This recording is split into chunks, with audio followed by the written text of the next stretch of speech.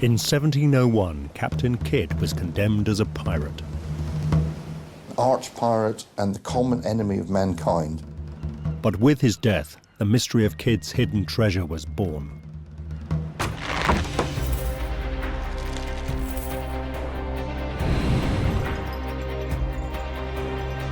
Kidd was the only one who actually buried his treasure. Over the centuries, many adventurers have tried to find his hoard.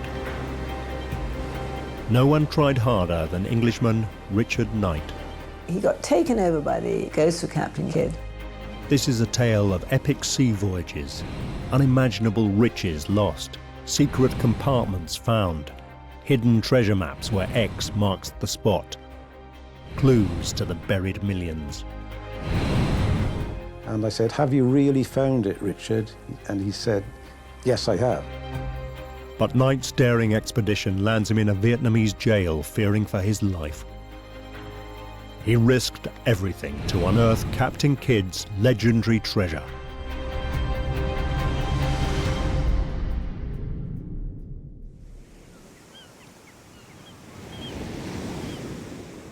Richard Knight was an unlikely treasure hunter. He was born in a quiet English seaside town, but he was destined not to lead a conventional, quiet life. He was a curious figure, Richard Knight. I mean, he was not like many people you meet these days. You may perhaps have met them in the 19th century, but I don't think you met them in the 20th century, and probably even less now.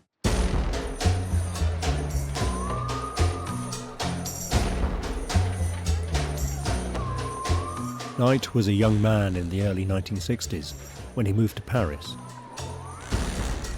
As a bon vivant, he enjoyed all that the city and the changing times had to offer. He was an adventurer, a chancer. I think that he wanted to enjoy life.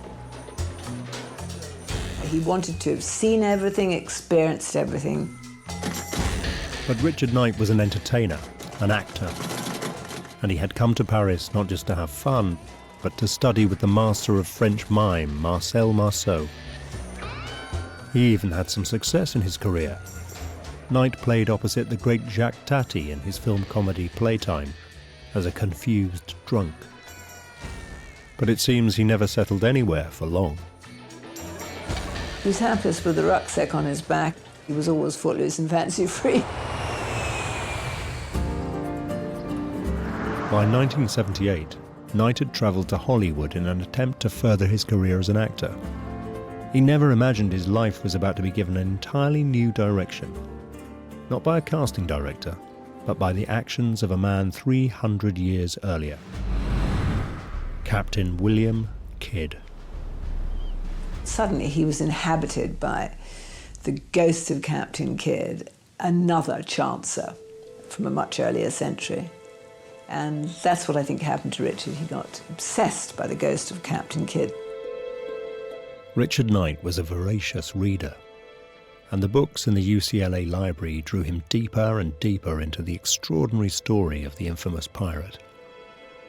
A tale of hardship and ill fortune, full of surprises.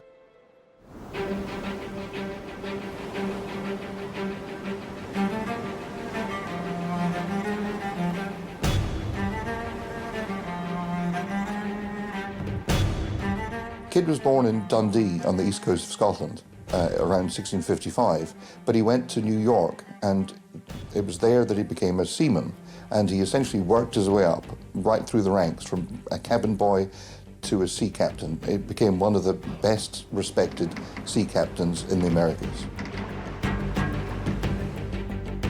In an unexpected twist, Knight discovered that when Captain Kidd sailed from London in February 1696, it was not as a pirate, but the very opposite, a pirate hunter, working for a consortium of wealthy English aristocrats and merchants.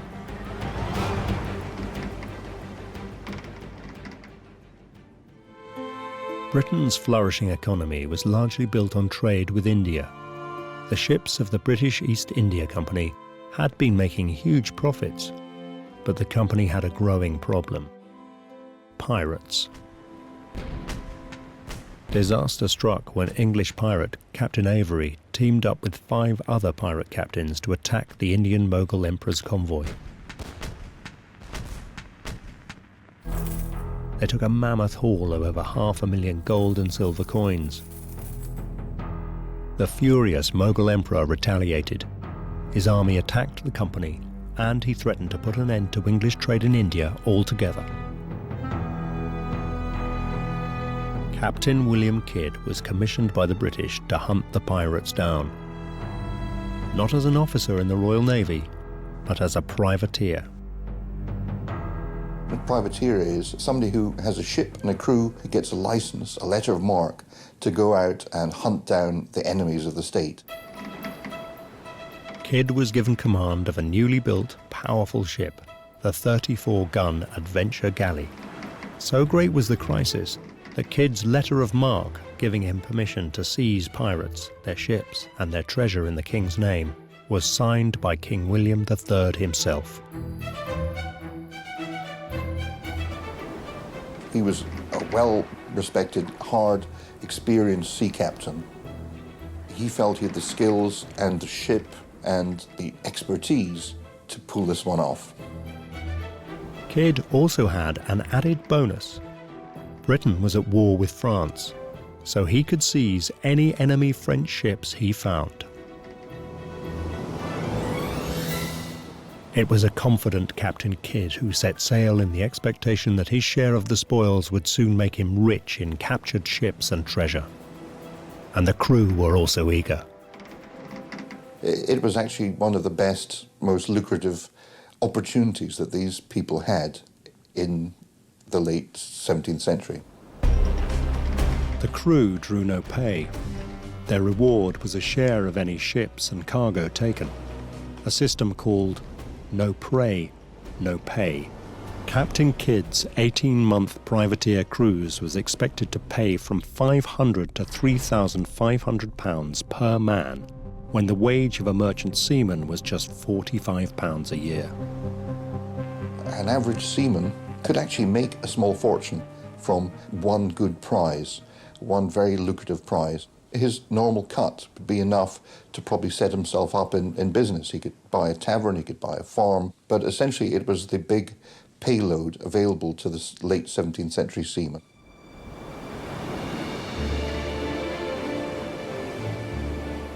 As the Adventure Galley rounded the Horn of Africa, cannon at the ready, Kidd was expecting to encounter and conquer the pirates in their popular haunts off Madagascar and in the Indian Ocean.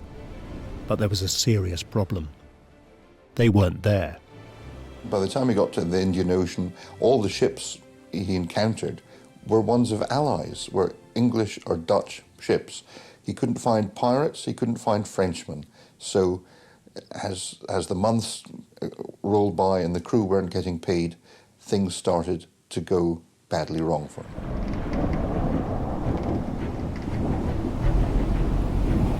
At the end of their planned 18-month cruise, not a single pirate ship or substantial French prize had been taken. The rebellious crew wanted to raid the next ship they came across. Any ship. They wanted to turn pirate. When the crew knew they only earned money by taking other ships, they tended to take ships that maybe they shouldn't have. The Adventure Galley had been at sea for 2 years with little to show for it. The crew took to torturing prisoners to find cash aboard any ships they encountered. Damning accounts from southern African ports where these ships fled began to arrive in London and New York. Captain Kidd was labelled pirate, and that meant the death penalty at the end of a rope.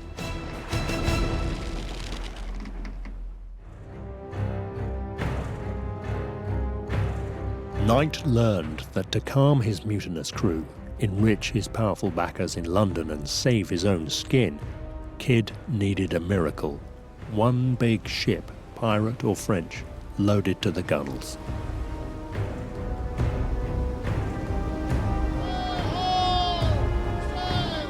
As if in answer to Kidd's prayers, a cry rang out from the masthead. A ship had been sighted. a large, heavily laden merchant ship. In January 1698, he hit the jackpot. He found a ship called the Quetta Merchant, which contained a lot of valuable silks, gold jewellery. It was the mother lode. At last, he'd found the right ship. The Quetta Merchant was no fighting pirate ship, but when her captain showed him French papers, Kidd could snap her up as a legitimate prize.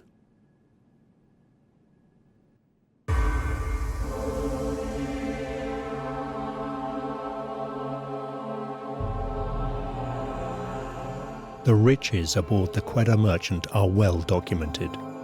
On board were pounds of gold, silver and jewels, as well as bales of fine silk and opium. Valued at up to £400,000 at the time, over £60 million today. Kidd's hunt for treasure was over. Now he could return home to New York in triumph to remove the stain on his reputation that he had turned pirate. But what seemed to be Kidd's salvation turned out to be a disaster.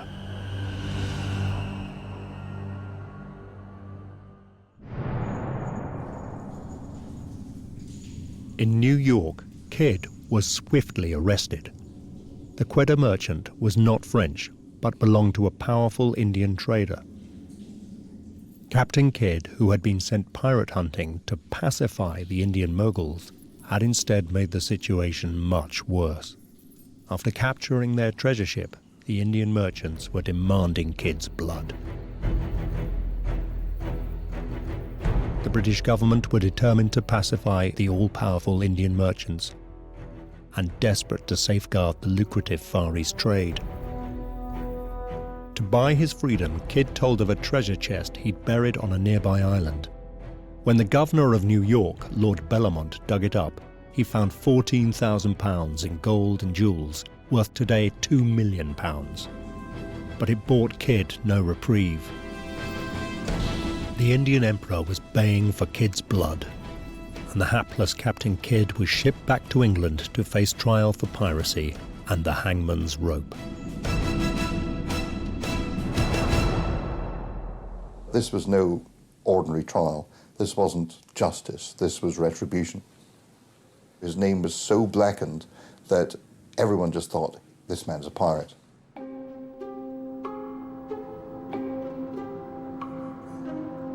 Kidd's big mistake was to fail to copy the French pass he was given when he captured the Quetta Merchant. Without it, he couldn't prove that he had seized the ship legitimately.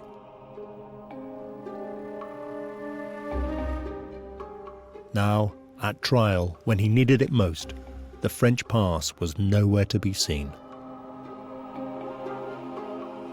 The crucial piece of evidence, those French passes, which proved that he'd been behaving legitimately, had mysteriously disappeared. So he was essentially hung out to dry. And Kidd faced not only a trial for piracy. Just to make sure he met the hangman, they also tried him for murder. Discover the past with exclusive history documentaries from History Hit and uncover the secrets of some of the most famous people and events in history. History Hit gives you access to a growing range of documentaries presented by and featuring historians at the forefront of research and debate. Whether you are looking to find out more about charismatic leaders like Cleopatra or to discover the story behind the Industrial Revolution, History Hit will have something for you. We also aim to bring you the stories and legends that shaped our world through our award-winning podcast network. Sign up now for a free trial, and Absolute History fans get 50% off their first 3 months. Just be sure to use the code AbsoluteHistory at checkout. In the darkest days of Kidd's voyage, when he was struggling to contain his rebellious crew's piratical exploits, a fatal incident occurred. The Adventure Galley encountered a Dutch ship, a British ally, and when Kidd refused to attack her, the crew were close to mutiny. The gunner was the ringleader of a rather mutinous group of the crew who just wanted to capture it and ransack it, and that's when Kidd came to blows with the gunner. Kidd, in his rage, grabbed an iron-bound wooden bucket and swung it at the argumentative gunner. The pail struck the gunner in the head, knocking him unconscious. Kidd had quelled the mutiny, but next day, the gunner died. Killing a gunner is not a normal step for a sea captain, but in the instance of mutiny, those things are acceptable. And while Kidd knew he'd gone pretty far, he certainly didn't expect to be accused of murder for it.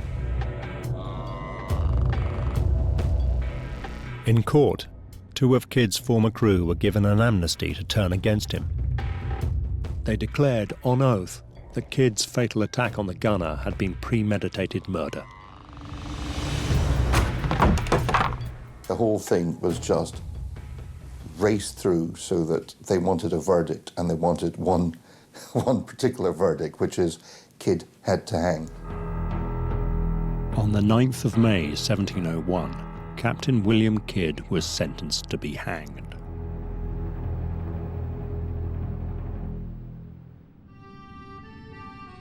In a desperate attempt to escape his fate, he played what he hoped was a trump card. From his cell in Newgate Jail, he wrote a pleading letter to the government bargaining for his life.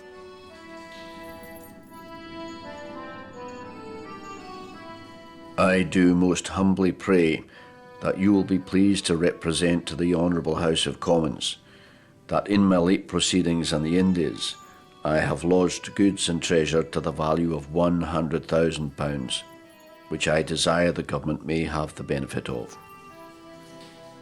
Kidd was claiming he'd hidden a second, much greater treasure, what would now be worth £15 million, and that if they would spare his life, he would lead them to it. That's the germ that's sparked the interest of a lot of sort of treasure hunters ever since. It was in this letter that the legend of Captain Kidd's vast buried treasure was born. So certain was Kidd about the hoard, he made it clear that they should hang him if he did not deliver. If I fail therein, I desire no favour, but to be forthwith executed according to my sentence. Sir, your unfortunate humble servant, William Kidd. The government, however, stood to lose a far greater sum than £15 million. All trade with India. It did not take the bait. The Indian moguls had to be appeased with Kidd's very public death.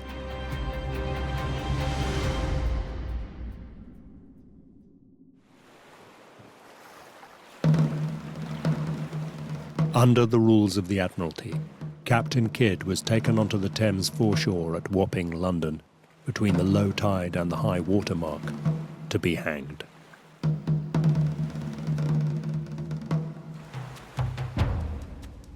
But his execution did not go smoothly. When he was turned off the ladder, the rope snapped. He must have thought he's actually had the first lucky break he's had for about 6 years, where often that's seen as a legitimate reprieve. In Kidd's case, he was just marched back up onto the scaffold, a new rope was found, and he was shoved off into oblivion.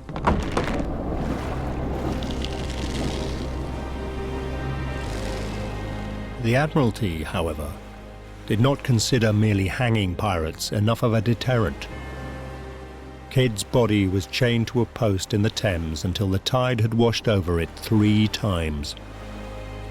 The body, painted with pitch, hung for over 2 years in a gibbet by the Thames estuary as a warning to passing sailors not to turn pirate.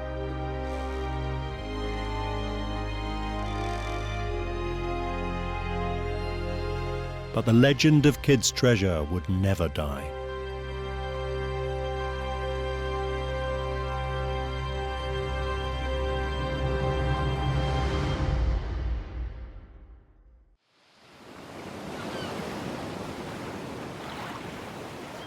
Almost 300 years later, in Santa Monica, on the coast of Southern California, Richard Knight was hooked by the mystery of where kids' treasure lay buried. And he was determined to find it. Knight launched his treasure quest from the University of California, Los Angeles Library. From that moment on, his life was changed forever. He got this idea, this obsession in his mind, and from then on he focused on it. Richard was a fairly rare character in that he really wasn't interested in money. He talks about the value of kids' treasure and being millions and countless millions, but I think it was the attraction of the adventure to him. As Knight investigated, he found that others had dreamed of finding Kidd's treasure. And like them, he discovered that Kidd had left behind a trail of clues.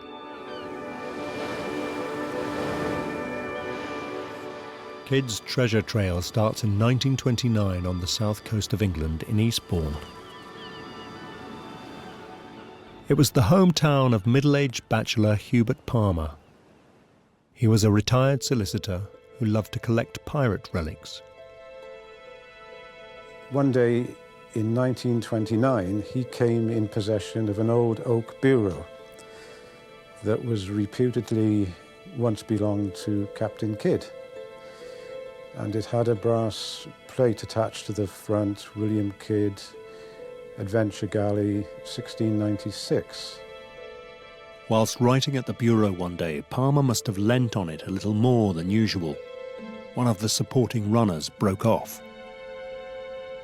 When Palmer examined it, he saw on the end, in wax, a very small impression of an anchor. He guessed something must be inside this runner, so he carefully took the wax imprint from the end, and inside he found a brass tube. Knight discovered that Palmer had found wrapped around the brass tube a parchment. It was a map, a treasure map.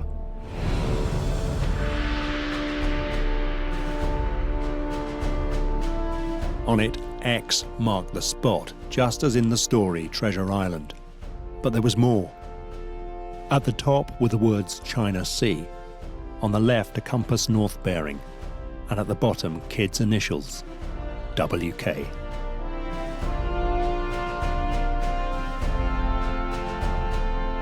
Palmer immediately suspected that this possibly was the hiding place of Kidd's treasure. But of course, there was nothing on the chart to say where it was. Far from telling Knight where Kidd's treasure was, Palmer's chart left him with a fascinating glimpse of a mystery. His head buzzed with questions of how to solve it. Fortunately, in the 1930s, Hubert Palmer had uncovered more clues. After that, Palmer devoted a lot of his time and energies to advertising for anything to do with Kidd, any relics, any chests, boxes, anything, hoping to find further evidence of where this island might be. Knight learned that Palmer advertised for any objects belonging to Kidd, and slowly he found them. 3 years after Palmer found the oak bureau, he was offered this chest.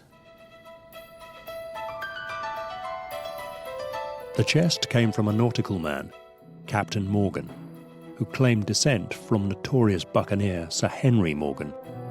Another of his light-fingered ancestors had been jailer at Newgate Prison, and when Kidd was hanged, the jailer took the chest. He could see inlaid in brass on the top of the lid a skull and crossbones and the letter K. On opening the chest, he was amazed to see inside, attached to a false bottom, plaster cast skull fixed to a plaster cast Bible. It is believed the skull was there for the crew to swear allegiance to the captain or the crown, hand on the skull with a Bible in the hand. Disappointingly, the false bottom was empty, but there was something else mysterious there. When Palmer turned the board over, he discovered a mirror. What was it doing there? Palmer examined the beading around here and discovered that this particular part of the beading quite easily came off. He was then able to slide the mirror and out like that. And lo and behold, to his great excitement, there was another chart. Knight, just like Palmer, was excited by the fact that the outline of this chart was almost identical to the first one, but it contained more information. 515 southeast by 50 north, 36 northeast rocks, 3 feet by 3 feet by 4. Knight now became convinced these were directions to the treasure. But apart from the clue China Sea, he had no idea of the island's whereabouts. No latitude or longitude. He needed more. Fortunately for Knight, Palmer had another piece of extraordinary good luck. When 2 years later, he was able to buy a chest that once belonged to Captain Kidd's wife, Sarah. This is known as Sarah Kidd's workbox. There is an inlaid brass plate on the top which says William and Sarah Kidd, their box, 1699. Meticulous as always, Palmer measured the box inside and out. There was a discrepancy, leading him to suspect a secret compartment in the base. Palmer discovered on the end that there were 2 or 3 hidden nails or screws disguised in there. He eventually managed to undo these and work this beading edge off, and this revealed the hidden compartment underneath. He probed inside and discovered a parchment showing another chart.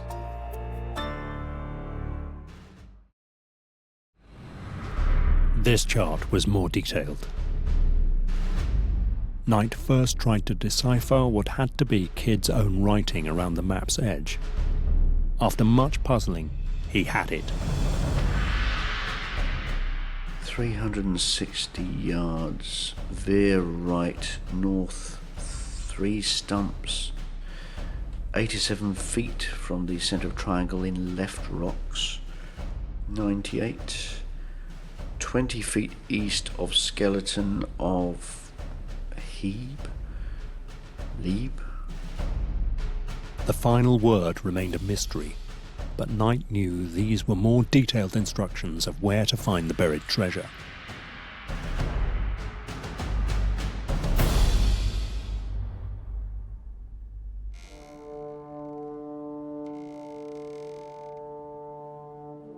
Crucially, this chart showed latitude and longitude. Knight now had what he needed, a way to pinpoint the island itself. But there was a snag. The longitude was hard to read.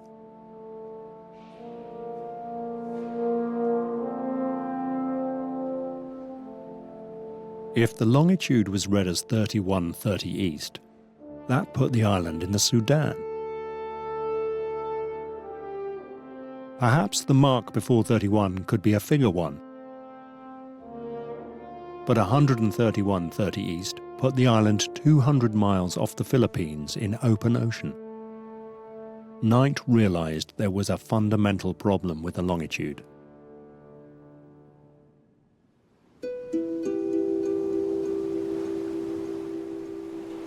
The modern maps Knight examined used the International Zero Meridian passing through the Royal Observatory at Greenwich, London. But then he realised charts in Captain Kidd's time referenced other zero meridians. The French favoured Paris, the Spanish Cadiz. The high mountain of Tenerife was also popular with seafarers. The longitude of the treasure island would depend on which chart Kidd had been using. So when looking at a chart of the 17th century or earlier, you had to know what meridian was in use at that time. And that's one of the problems with these charts. What meridian did Kidd use?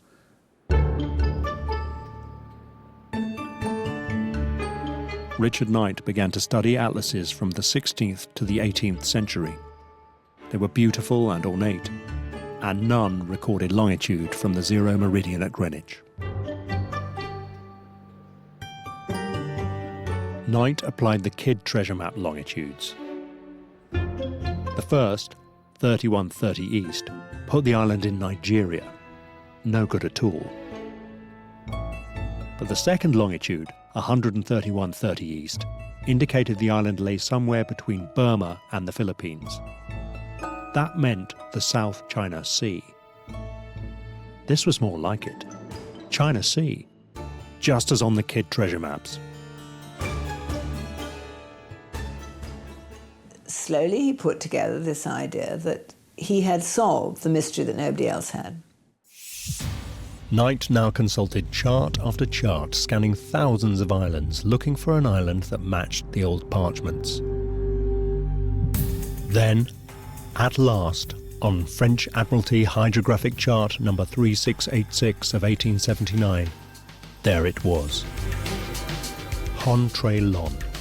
Right shape, right orientation, right name. Hon-tre-lon is called in English Grand Pirate Island. But it was right in the worst possible spot imaginable. Hon-tre-lon was in the territorial waters of a country which, after a long, bitter war with the USA, was hostile to Westerners. Communist Vietnam. Nobody had looked there because of the Vietnam War, because they were communist, because the politics had changed. It wasn't a place where you did pitch up and suddenly look for treasure. So he decided that he was the person who was going to brave all the odds and go and prove to the world that his theory was right.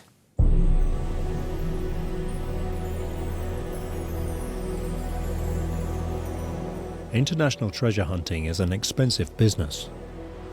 Knight, looking to fund his expedition to Kidd's forbidden treasure island, set out his stall in Sydney, Australia. Using all his skills as an entertainer and storyteller, he tried to lure wealthy Australian businessmen into his romantic quest.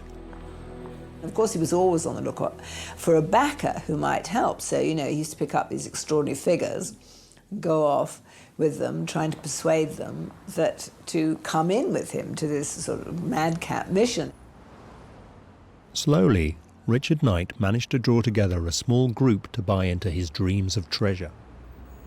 But his charm would never convince the Vietnamese government to let him go on a treasure hunt. He would need a cover story. To explain his need for a metal detector without arousing suspicion, Knight and his backers decided to write asking for official permission to prospect for minerals.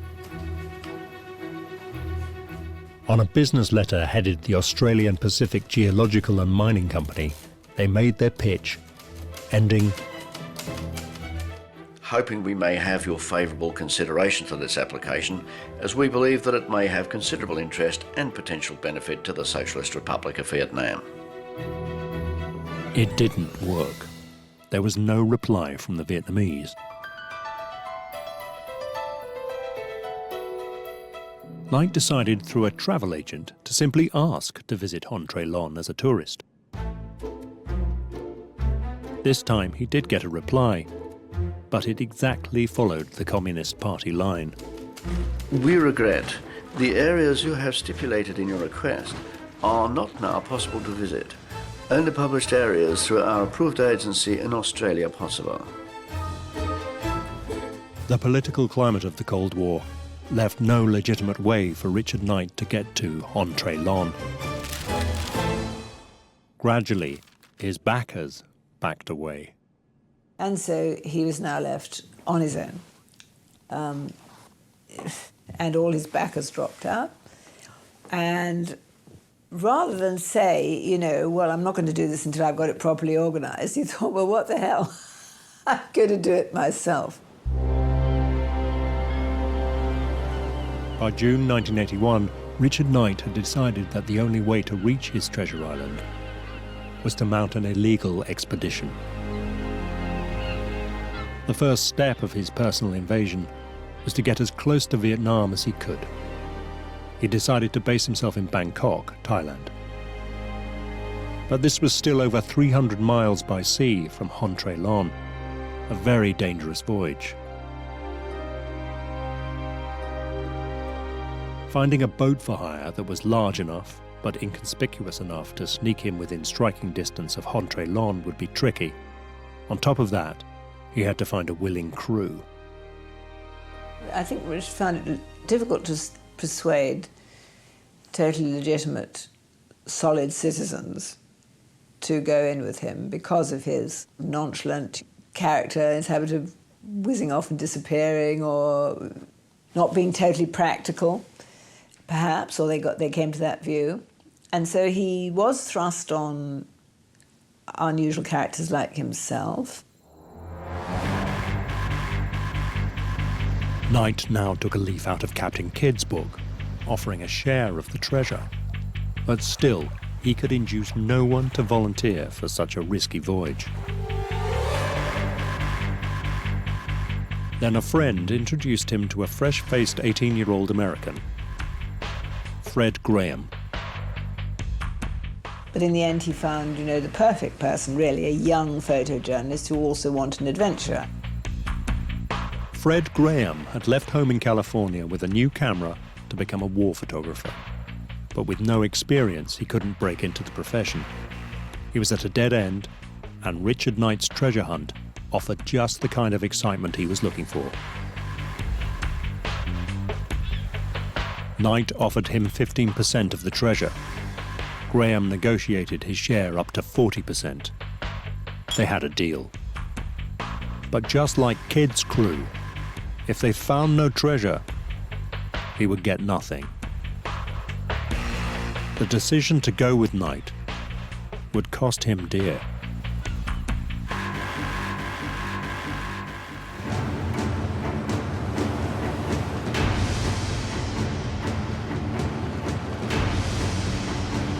Just 2 days later, towards the end of May 1983, Knight and Graham were in high spirits as they set their bow into the Gulf of Thailand. Knight had persuaded a local crew to accept his bizarre charter, and they were off on their adventure to unearth the legendary treasure of Captain Kidd. It took several days and nights to reach the island Knight had picked out from the old charts. But fortune seemed to smile on the voyage. The Gulf was the haunt of real 20th century cutthroat pirates. Knight and Graham were well equipped for treasure hunting with a metal detector and digging equipment, but not for rappelling boarders. But they passed through without incident.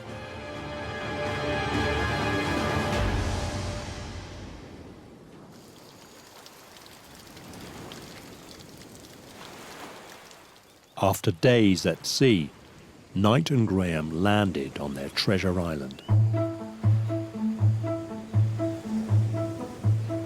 Knight's crazy plan seemed to be working rather well. All was quiet, and Knight decided that they would wait until first light to unearth the legendary treasure of Captain Kidd. It had, after all, waited almost 300 years. He could surely wait one more night.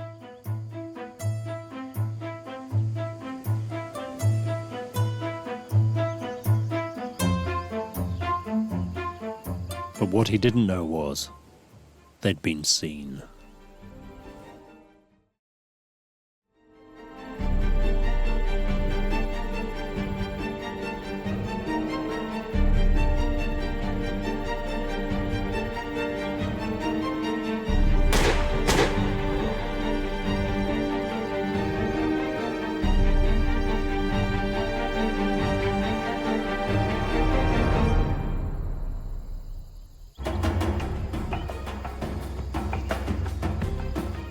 The Vietnamese had endless questions to fire at Richard Knight.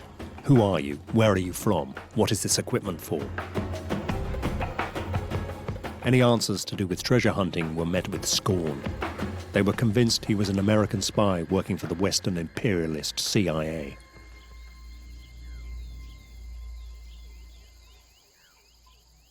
Knight and Graham were imprisoned in rat and cockroach-infested cells, separated in solitary confinement.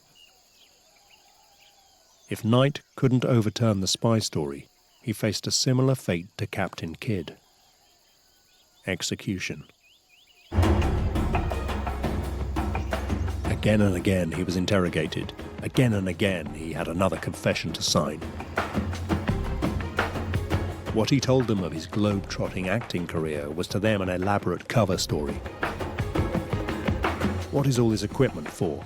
Who, they kept asking him, was his contact in the British government? Richard Knight didn't have a contact in the British government. He wished he had. Not a soul even knew he was missing, let alone where he was and the danger he was in. Captain Kidd at least had treasure to bargain with. Knight had nothing. More than once, when the militia took him from his cell, Knight believed that he was to be shot.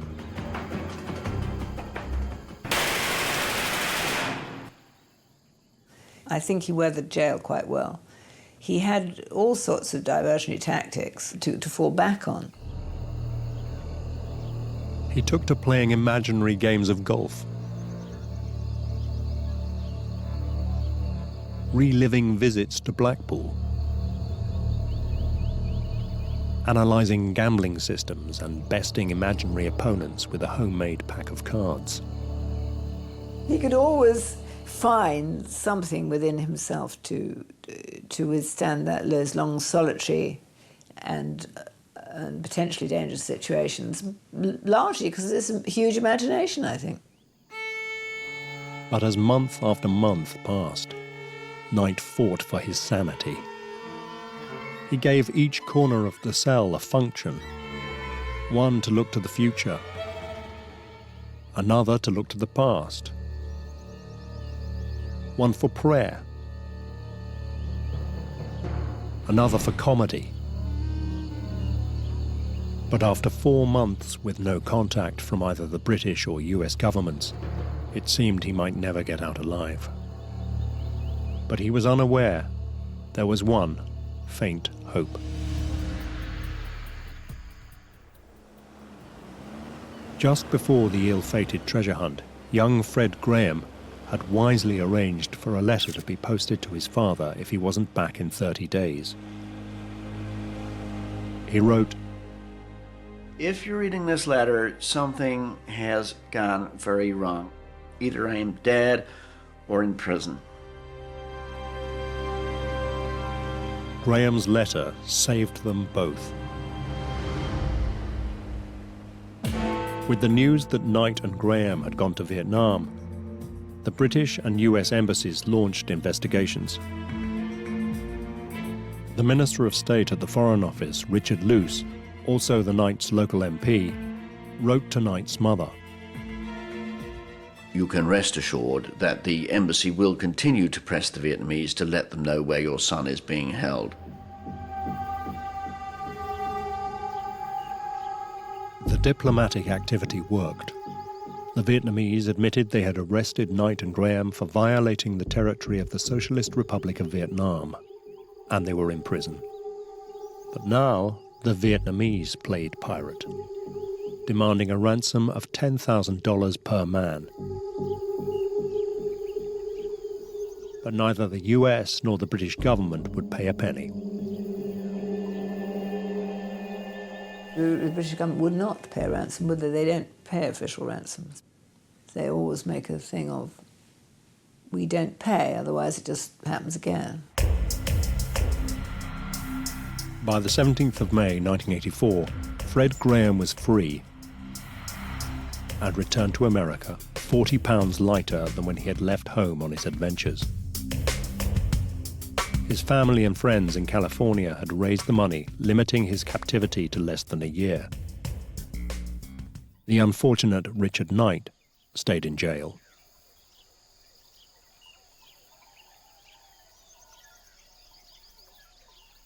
The British Vice Consul in Hanoi wrote to Knight, I know that Frederick Graham's departure must have left you feeling depressed, but please be assured your mother and friends are still working hard to raise the money to pay your fine.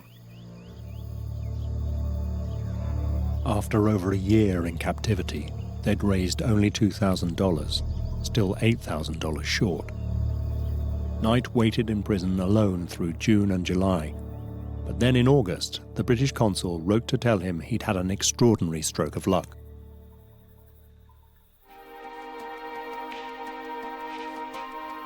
A particularly generous offer from a British citizen living in California means that the balance of the fine is now available. In early August 1984, Richard Knight received the greatest treasure of all.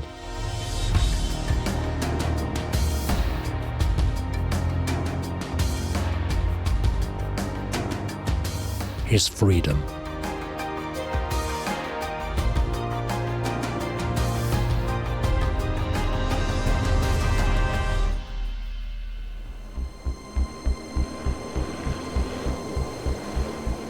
In the years that followed, Fred Graham's thirst for adventure remained unquenched. He succeeded in working as a photojournalist, and also ironically for the CIA during the US war in El Salvador. Now, he is an author of political thrillers. But Richard Knight never stopped looking for the treasure. He doesn't seem to have regretted having done this, or having done it in this harebrained way. And he never lost the dream. I know he didn't lose the dream because, you know, when I last said goodbye to him, he was off back to China to find a backer to go and pick up the treasure. Knight, stranded in China, out of funds and out of luck, telephoned a stranger for help, fellow treasure hunter George Edmonds. Well, what could I do? I mean, he needed money to get out. So I agreed to send him some money if he agreed to tell me the true story. And I said, "Have you really found it, Richard?" And he said, "Yes, I have." Edmonds never saw Knight or his money again.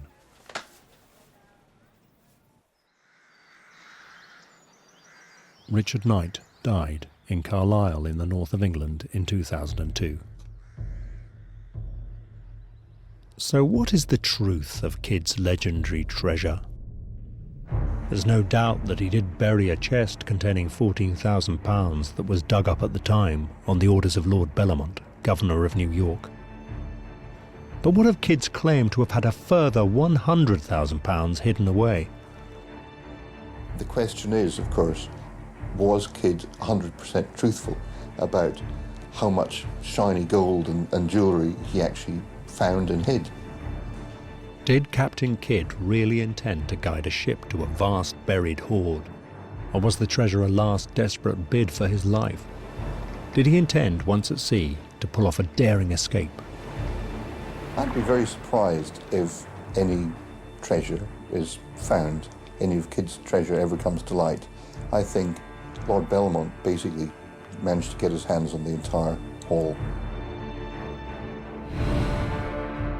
Nothing, it seems, puts off a dedicated treasure hunter. For George Edmonds, this dark cloud still has the glint of a silver lining.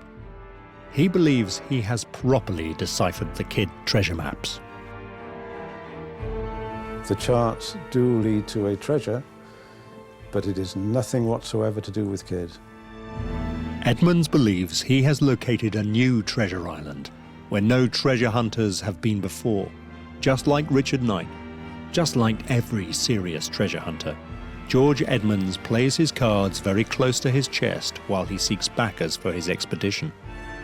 I can't tell you where this island is because it is the result of 8 years of intensive research. Everything is in there. The solution of the clues on the charts, where this other island is, what the treasure is, and where it is. It seems that dreams of buried treasure never die. So it's still out there. I'm very confident of that.